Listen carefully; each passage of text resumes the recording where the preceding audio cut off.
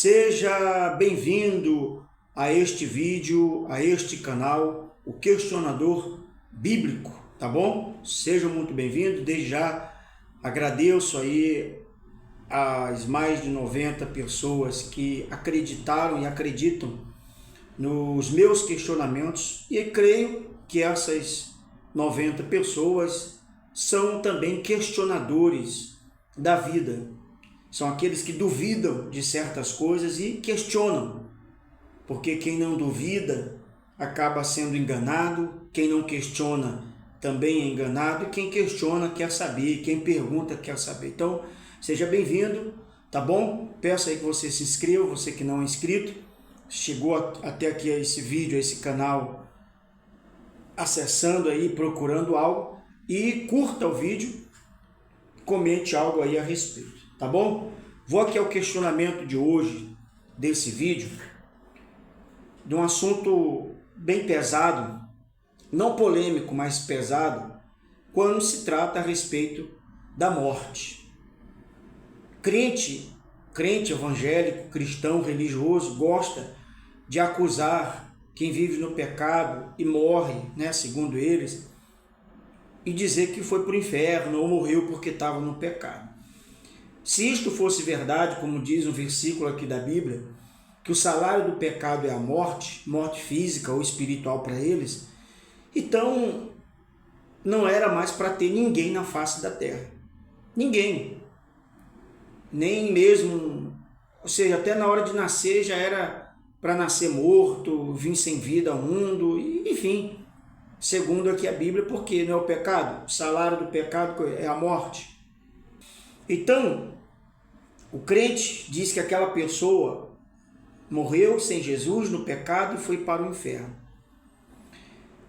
Mas eu duvido que algum crente evangélico, pastor, tenha coragem de ir num velório de uma pessoa famosa, de um artista, de um cantor, de alguém famoso, ou de uma pessoa comum, um filho de um membro da igreja dele, que morreu nas drogas ou no mundo, como eles falam, e esse pregador, esse pastor, esse evangélico, esse crente, ir lá no velório, no meio da família, no seio da família, no momento que está todo mundo ali chorando copiosamente, sentindo a perda e a falta daquela pessoa, e ele diz, olha, essa pessoa aqui está no inferno segundo as suas obras.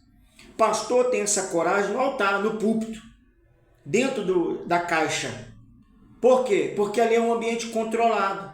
Ali ele já trabalhou na mente das pessoas com uma oração, um fundo musical, já sensibilizou com orações, com uma palavra, ele já foi entrando mais e ali já foi quebrantando as pessoas, e ele chega, não é contando, não é falando a verdade, não, é preparando sentimentalmente a pessoa, que é um engano para depois dizer, olha, aquela pessoa que morre nas drogas, no pecado, está no inferno e parará. Então, mas ali presente com o familiar, ele não tem coragem. Nenhum deles tem esta coragem.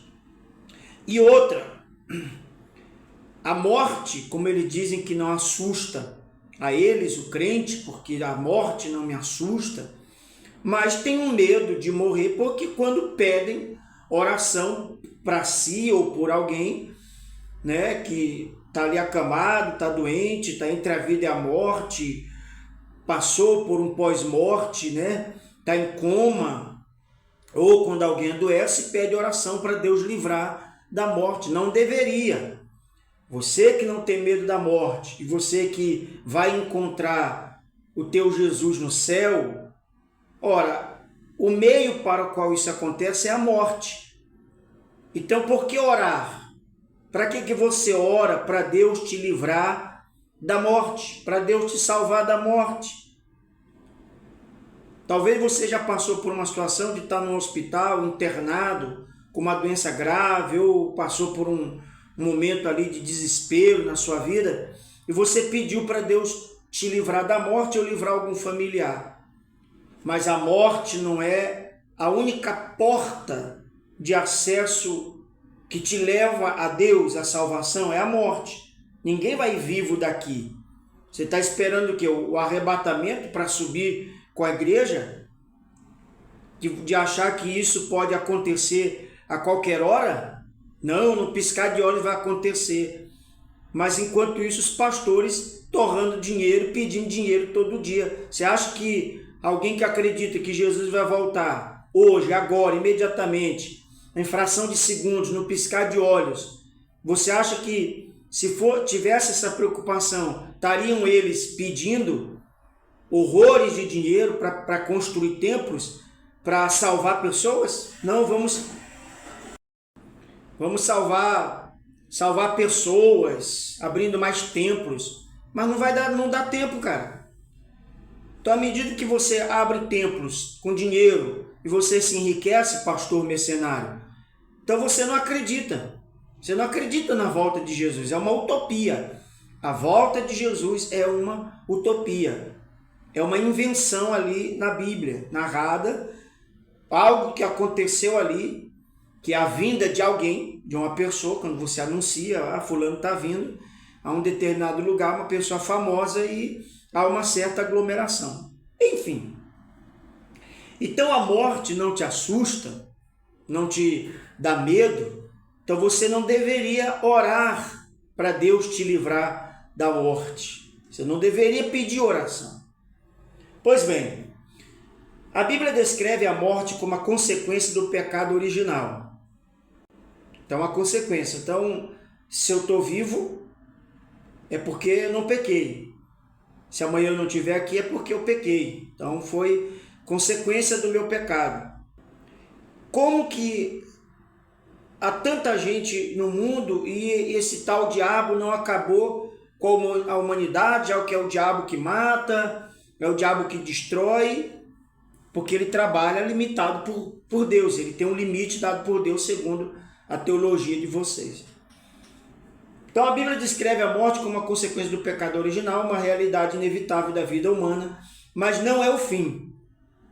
Versículos como em Gênesis, pois tu és pó e ao pó retornarás, né? Quando Deus fez lá o homem. E Romanos 6,23, o salário do pecado é a morte. Indicam que a morte é o retorno do homem à terra. Enquanto João 12, 25 ao 26, eu sou a ressurreição e a vida. E Isaías 26, 19, os teus mortos viverão. Oferecem esperança da vida eterna e da ressurreição para aqueles que creem em Jesus. Se acreditar nisso aqui, eu respeito, beleza. Mas eu hoje não acredito mais nisso aqui. Principalmente dizer que o salário do pecado é a morte. Ou seja, já é um salário que nós temos por ter pecado. Então por que o crente morre? Por que o crente morre se esse já foi livre do pecado? Ele não é crente? Não é crente? Você é evangélico, cristão, você é um santificado, é um papa, um padre, alguém que é santo, separado, você não peca mais. Por que você está aí? Então você já deveria ter sido salvo.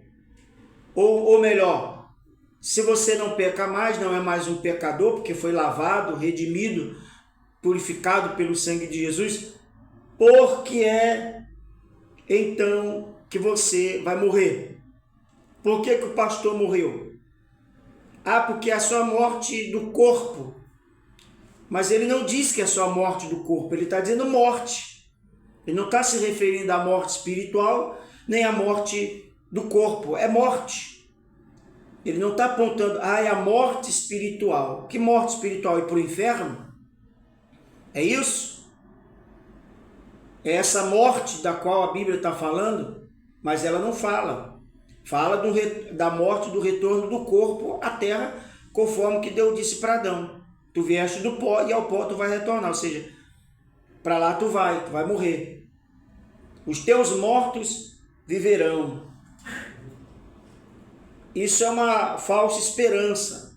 Vamos viver com Cristo, mas o próprio apóstolo Paulo diz que nós já vivemos, né? Quem tem Jesus, aceitou Jesus, diz que já ressuscitou com ele, morreu com ele, né? Nós já morremos, Paulo diz aos cristãos, nós já morremos com ele, fomos batizados com ele, morremos com ele e já ressuscitamos e já vivemos com ele. E mais ele disse num futuro que viverão. A morte como consequência do pecado. Então a morte está inerente a todo mundo, então quando alguém morre é a consequência do pecado. Para uns acontece hoje, amanhã, outros já foram mais cedo, uns nem chegaram a nascer com vida. Pois tu és pó e ao pó retornarás. A morte física é vista como o retorno do corpo à terra. Romanos 6,23 diz: o salário do pecado é a morte. A morte é apresentada como o resultado direto do pecado humano. Então não era para existir mais a humanidade, porque já nasce no pecado. Nasceu, morreu. Nasceu, morreu. Por quê? Porque já vem com a natureza do pecado de Adão. Aí você vai dizer, mas é a morte espiritual. Jesus declara: eu sou a ressurreição e a vida, aquele que crê em mim, ainda que morra, viverá, e quem vive e crê em mim não morrerá eternamente. Então, você crê, vai viver eternamente. Mas de que morte é essa? Que viver é isso? É eternamente com ele, é no espírito, não fala.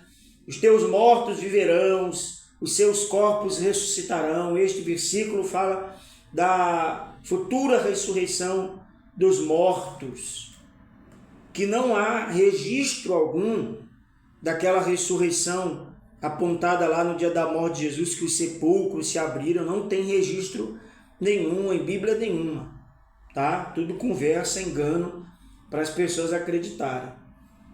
E se houve, de fato, então essa profecia da ressurreição, ela já aconteceu. Porque todos aqueles que morreram antes da graça, do efeito da graça, desse advento da morte de Cristo, foram beneficiados com a graça, então morreram em Cristo. Porque não havia Espírito Santo na terra, não havia graça. Então, esses ressuscitaram primeiro. Se houver uma ressurreição agora, então não será a primeira ressurreição, como diz lá em Tessalonicenses. Então, os mortos ressuscitarão primeiro. Peraí, mas já houve uma ressurreição que foi no dia ali da crucificação de Jesus. Então, ali foi uma primeira ressurreição. Então, os primeiros mortos já ressuscitaram. Então, como é que agora vai ser a primeira ressurreição? Faz sentido para você? Para mim não faz. Mas se para você faz, eu respeito. Então, os teus mortos ressuscitarão. Filipenses 1,23, Paulo expressa o desejo de partir e estar com Cristo, o que é muito melhor, indicando que a morte para o crente é ir para a presença de Deus. Pois é, mas os crentes têm medo de morrer e oram, pedem para Deus livrar, agradecem: Deus me livrou da morte, Deus me livrou da morte, e por aí vai. Então, por que essa tal morte, pós-morte, uma pessoa está num estado de coma, uma tragédia? Por que essas coisas que acontecem com uma pessoa, só depois disso é que desperta um sentimento pela vida, ela passa por uma tragédia, um livramento, digamos assim, né? Passou por um risco de morrer, passou perto de morrer, se salvou ali de um acidente, de um tiroteio, uma bala perdida ou algo dessa forma, e escapou. E ali, por que só essa situação que ela disse: Deus me livrou, Deus me livrou, Deus permitiu eu passar por isso para me refletir mais na vida? Quer dizer, Deus só usa a desgraça para ela se lembrar dos outros. Deus só cria aquela situação, permite a pessoa passar aquela situação para então ela se lembrar dos outros, refletir sobre o que é a vida. É isso? Deus usa só a desgraça. Quer dizer que Deus não usa o bem quando ela não pensa, ela não reflete na vida, quando está numa praia, curtindo um banho de rio, passeando por uma mata, estando com a família, promovendo uma festa, seja ela qual for, ela não reflete na vida, ela não pensa nos outros, só quando passa por uma desgraça, por uma tragédia, por um pós-morte, um acidente, é que faz ela pensar na vida e dar mais valor à vida ou a quem ama? É isso? Então esse Deus só usa a tragédia, a desgraça para fazer as pessoas se lembrarem dos outros nesse momento e refletirem na vida. Eu reflito na vida, penso nos meus quando eu estou numa praia, pé na areia, sentado, curtindo a brisa, ouvindo o barulho do mar. Então ali eu reflito na vida, eu penso na vida. Eu não preciso de uma tragédia, eu não preciso de um mal, de um pós-morte, passar para mim refletir e pensar nos demais. Isso é minha opinião e o que eu aprendi. O que eu aprendi. Porque a religião, ela causa dois efeitos numa pessoa. Ou ela torna aquela pessoa cega, bitolada, ela vai aprender aquilo, né? Um crente, um religioso, cego para tudo, para a vida, para o convívio familiar, para uma praia, um passeio, um lazer com a família é só a igreja, torna-se escrava ali, o pastor só precisa dela, essa pessoa aqui ela é bem prestativa na igreja e ela está ali sempre servindo. Ponto. Ou vai causar nela, depois que ela sair disso tudo, uma repulsa. Vai ver que tudo aquilo ali foi um engano, ela vai ficar cética, incrédula, ateu ou ateia, não vai passar mais a acreditar em nada, que tem alguém ouvindo, que tem um Deus escutando a oração dela, um Deus bondoso, que nada disso acontece. Que nada disso acontece. Então, crente evangélico religioso, por que você ora para Deus te livrar da morte, sendo que a morte é essa porta de acesso para chegar à presença dele? Coisa que diz aqui que Paulo expressava o desejo de partir. Ou seja, Paulo desejava morrer? Ele desejava morrer, ele tinha depressão, ele tinha vontade de se matar? Era isso? Porque ele desejava um forte desejo de partir para estar com Cristo. Mas os crentes também de hoje têm esse desejo de estar logo com Cristo. Mas calma, irmão. Calma. A sua hora ela vai chegar. Então mantenha-se firme na fé. Não vacile. Tá? Não peque. Cuidado, não peque. Porque qualquer hora, se você pecar, você pode morrer. Porque o salário do pecado é a morte. Então Paulo diz, partir e estar com Cristo é o que é muito melhor, indicando que a morte crente é para ir à presença de Deus. Ora, se a morte é para ir à presença de Deus, então o que as pessoas vão fazer na igreja? Buscar a presença de Deus para estar mais perto de Deus. Cara, sabe, é assim uma sopa de letrinha, a Bíblia, e o que os teólogos criaram, a revista bíblica da Escola Dominical, da Assembleia de Deus e outras igrejas, batista, fazem, sabe? É uma confusão, uma sopa de letra, de palavras, de temas, textos fora do contexto, e vão enganando as pessoas. Por hoje é só.